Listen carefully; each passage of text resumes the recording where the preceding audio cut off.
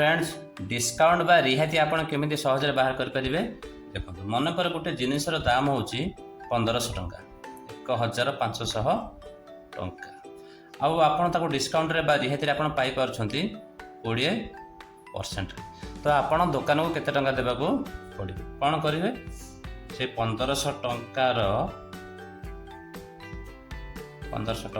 discount आपण मिलियो 20% तो आपण कोन करिवे 1500 गुणन 20% बा 1500 20/100 एमती आप लिखिपारे तापर कौन करेंगे ऊपर दुईटा शून्य को तलर दुईटा शून्य काटि दिखाँ आ तले रहा 1 तो तले 1 रहार अर्थ किसी तो उत्तर आसो आपणकर ये 15 गुणन 20 आसो आपणकर 300 टंका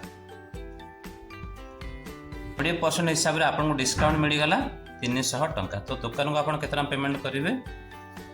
से ही 1500 टंका 1500 टंका माइनस फेड़ाण 300 1500 रु 300 काटि दिन केते आसीबो 1200 टंका तो